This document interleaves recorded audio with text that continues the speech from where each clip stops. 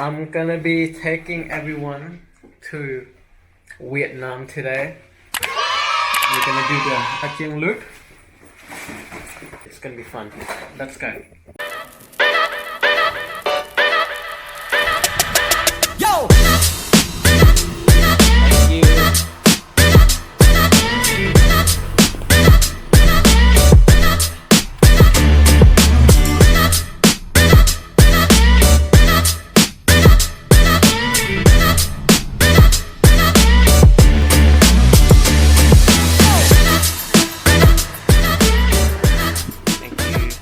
I want to talk about people bring too much stuff when you go overseas.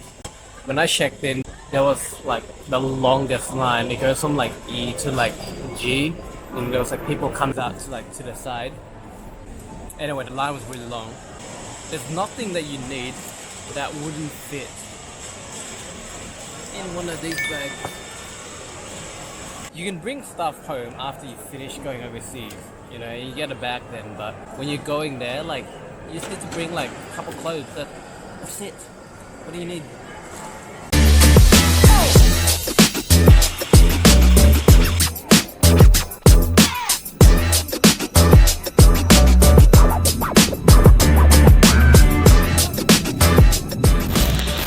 Okay, I've just landed in Hai Phong airport because the weather was too bad in Hanoi to land. Hopefully get there by tonight.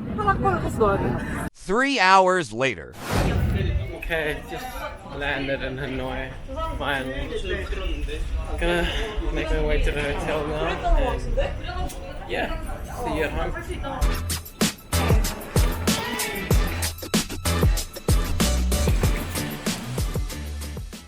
Alright, finally got to the hotel room.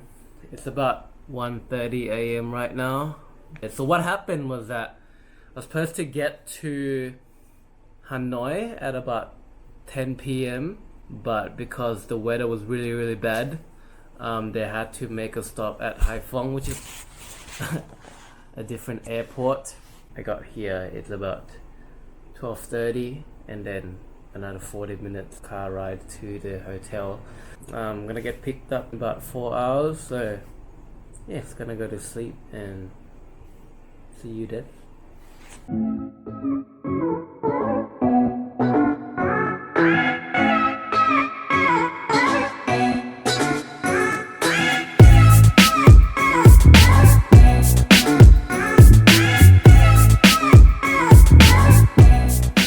Good morning, everyone.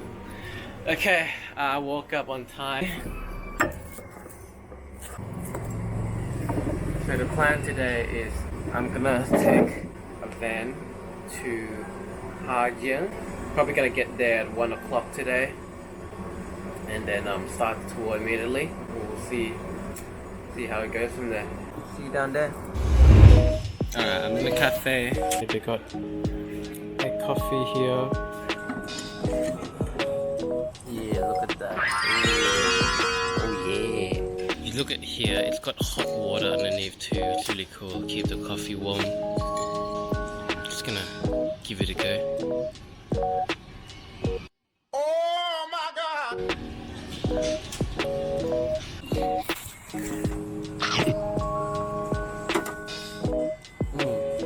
Oh, it's so creamy. So sweet as well. It's good. Oh my god. Try it.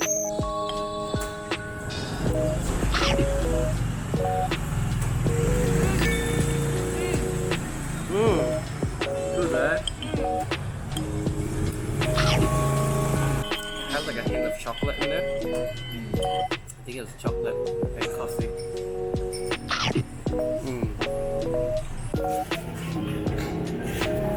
Okay, people setting up shop.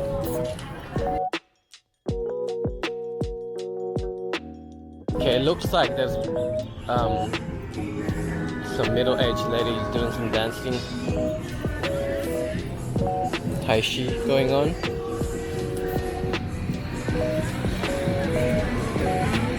I really like the vibes. Very peaceful.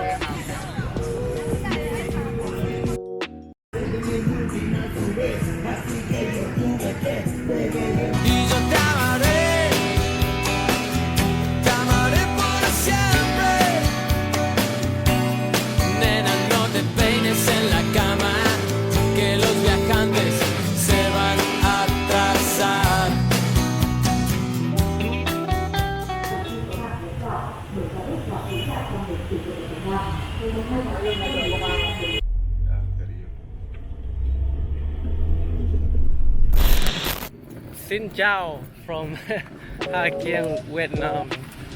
I just got dropped off in the middle of nowhere, and I'm gonna try to find an hostel. Yeah, Ha Kieng tour. Yeah. Cool.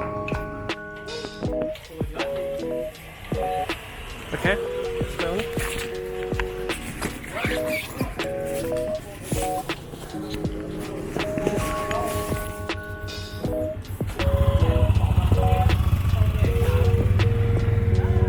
Hey.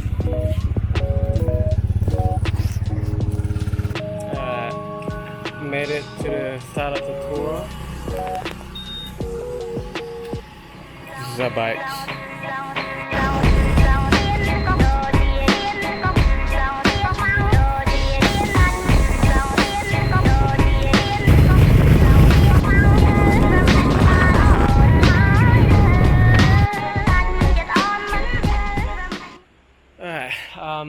Just made it up the mountain. This is now rainy, after rainy and very high, and from here very This is not Dongwon? no. Okay. So this is the view from halfway up, they said. We're gonna go up to Heaven's Gate. I think that will be the highest point.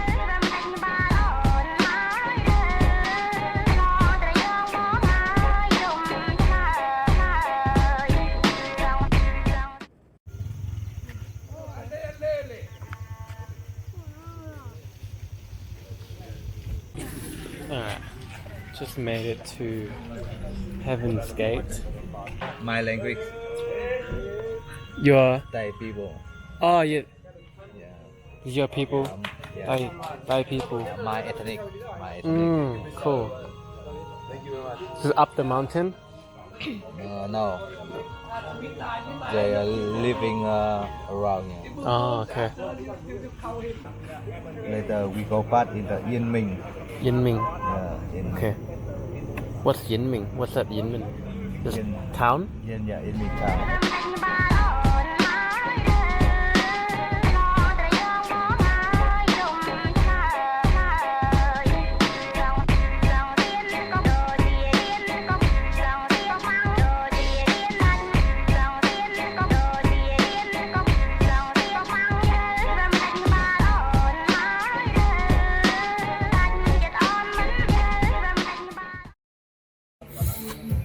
Alright, just made it to the next stop. I don't know where this is, but it's about 20 kilometers from Yanmin.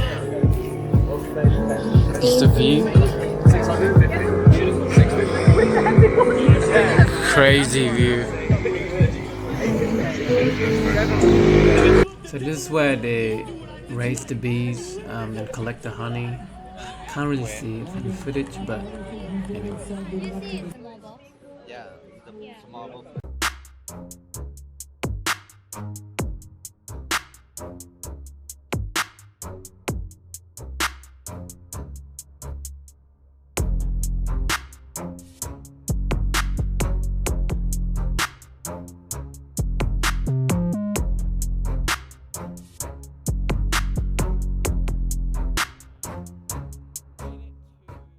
Alright, so now I've made it to Dongwon. I was completely wrecked by this point. Took a flight, a bus, and then a bike, excluding all the transition time.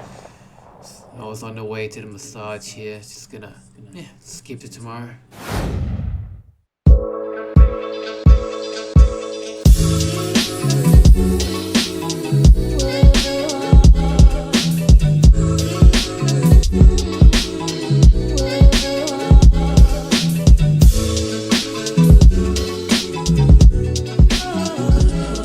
At this point, the audio was way too soft because I was using the camera, and that's something to fix for later on. But basically, this is the view from the place I stayed at. This is near the border of China. I believe behind those mountains is actually China, but don't quote me on that. So I was talking here about how we've been really lucky because it hasn't been raining. Well, it has, but not while we were on the bike. It did affect the road later on, which you'll see in the video, but yeah, it's not, you know, when we were on the bike, it was completely clear, which is great. And here I was talking about how I had to use the phone more when I was filming on the back of the bike because, you know, I could attach the like a little piece of string to make sure my phone doesn't fly away, but with the camera I couldn't. The audio was better on the phone anyway, so. And here I'm just walking around exploring the city center, dropping knowledge. So apparently, the people here, they're called Hmong people, and the elders, they actually don't speak Vietnamese. They speak their own ethnic language. So this is the Dongwon Army base. Looks like they're doing some combat training. Guess they're gotta be careful of China. So on the way to the village, saw a lot of villagers and they're carrying like huge chunk of grass up and down the hills. And by hill I mean like more like mountains, like on flip flops. And they're as young as like 5 years old, and the grass is like triple their size. They're using it to feed the animals, like the buffaloes and It's a Mèo Vạc in the mountain, about 35 kilometers from the road.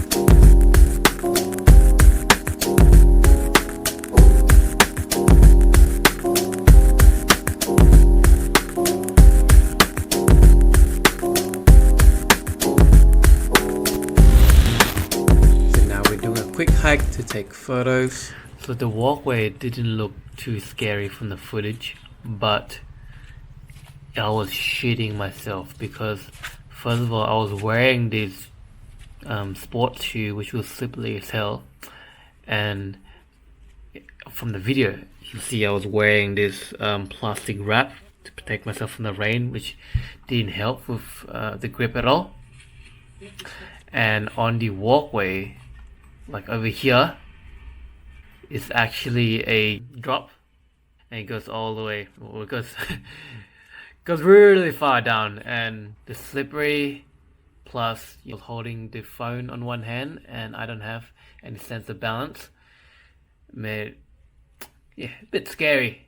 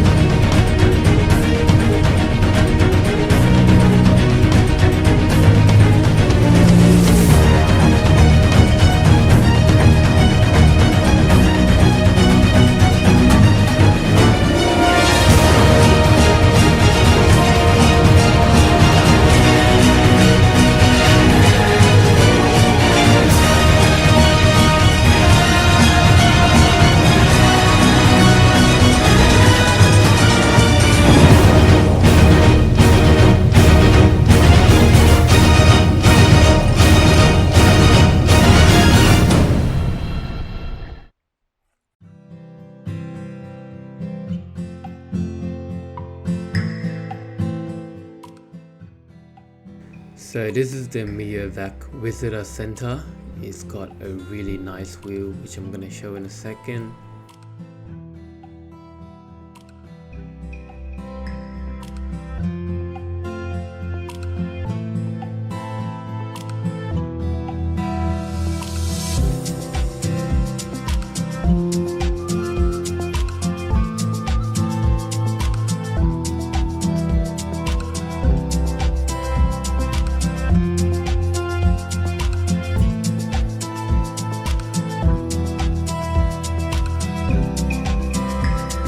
So the water down there is brown because it just stopped raining, but usually it's completely blue. I'm going to put a picture up here just to show you.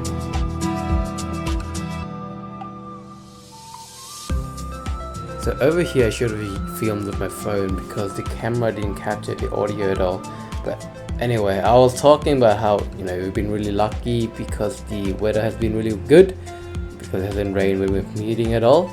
But I was a little bit wrecked from the road.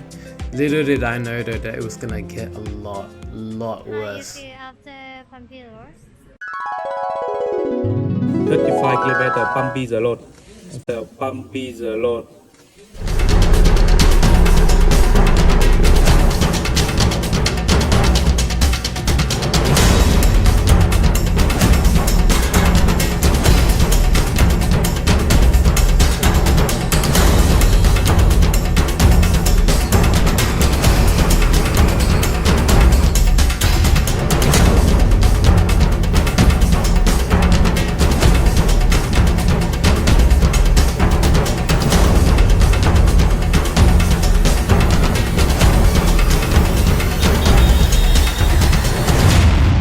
Just got through that English road. I don't know if there's gonna be more ahead or not, but we're just gonna stop at this restaurant for a little bit. Take a rest. How was it? It's good. But my knee is gone. Now, My knee numb too. my butt too is like. Yeah. My anaconda don't.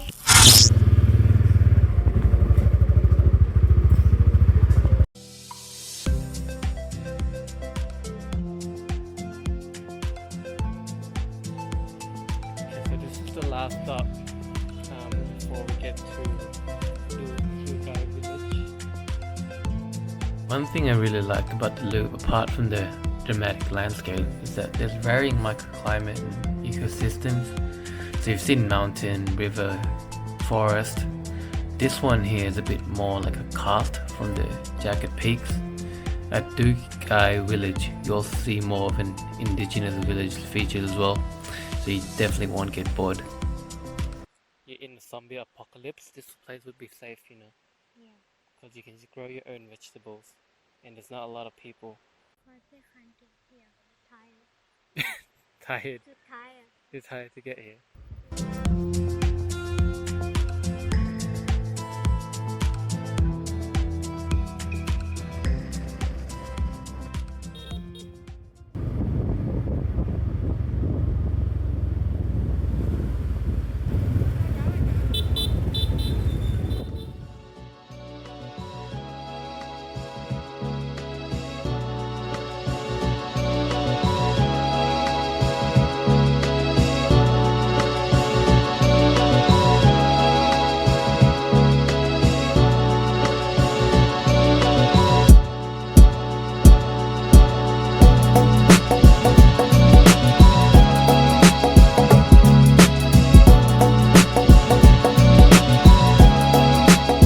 Day 3 in Ha Kiang. Today is the last day.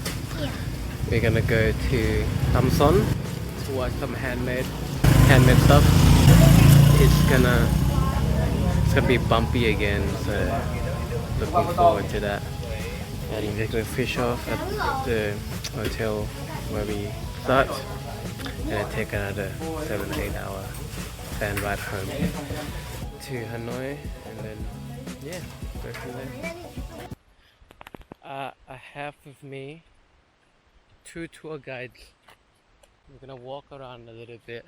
So this is Dukia village. It's a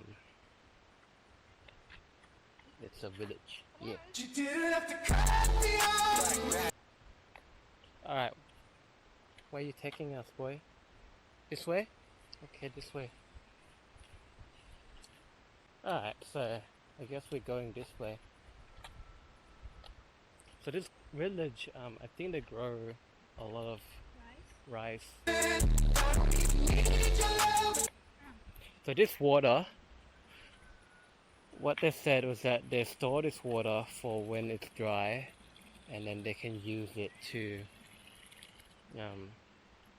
feed the rice. Alright, so this is Alex. Alex. They call Elizabeth. Alex and Elizabeth.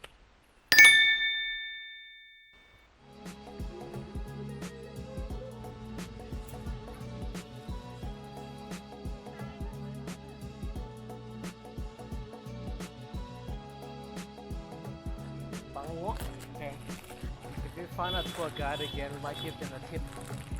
They're actually really useful. At one point there was an intersection and then we didn't know where to go, so I'll just like basically just set this way. Okay. Put it up. Can I give this a go?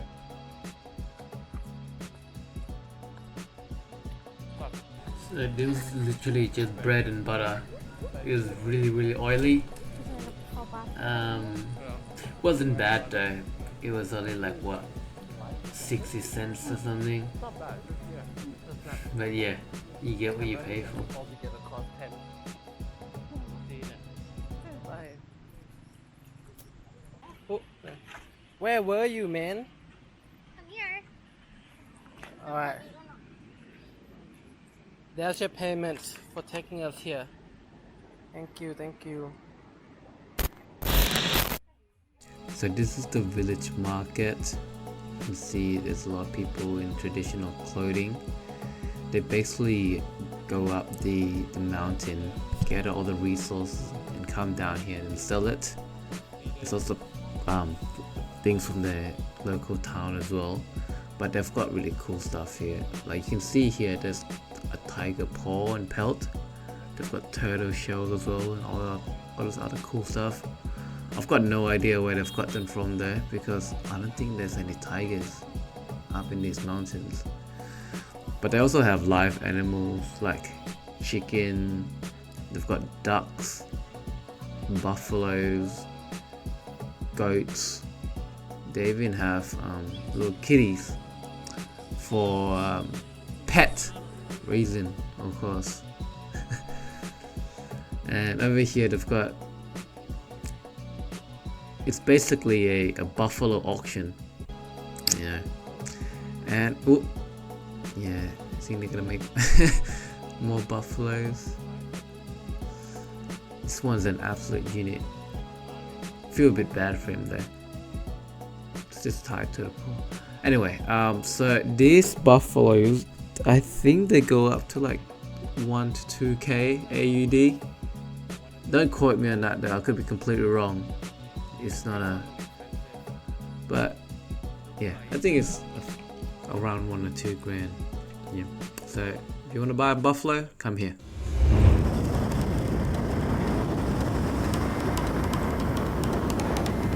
Alright, so we're stuck in a spot where it's too hard to ride a bike with 2 people in it, so we're going down to walk. I think because of the rain last night destroyed the road.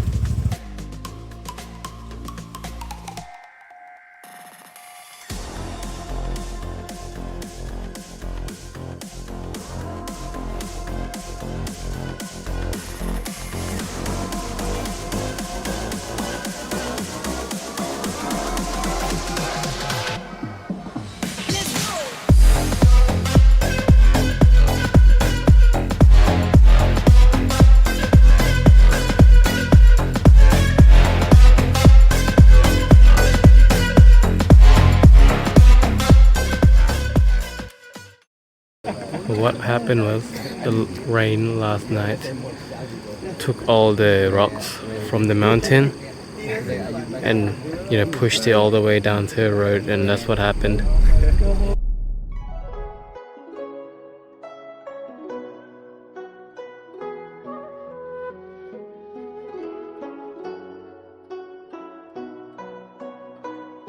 Alright, now we stop at Lung Tam village. This is where the Hmong people, the ethnic people in the area, makes linen. First of all, they have to harvest it. The flax, that's what they're called. They bundle it up together, like in that video, and then they pound it in a mortar. It softens the fiber so that they can bend properly, and then they join it back together. And then they have this spinning bike thing where they stretch out the linen, and then they put the fibers on the spinning frame to untangle them, and then they boil it, and they do this multiple times to make it softer until it's ready to be woven. Is that a word? Anyway, so this is the weaving process. So Basically, they just interlace these fabrics together to make a cloth. I don't really know the details behind it, but yeah, you can learn that for yourself. And then they roll it so that it becomes flat, soft, and smooth. And I think they put it in a wood stove. I don't know, I didn't see it, but it should turn white. And then once it turns white, you use beeswax to draw the traditional patterns on the white cloth or into whatever shape you want it to be. And yeah, that's how you made it. This is this one that I bought. It's like the Naruto symbol thingy. And yeah, that's how you do it.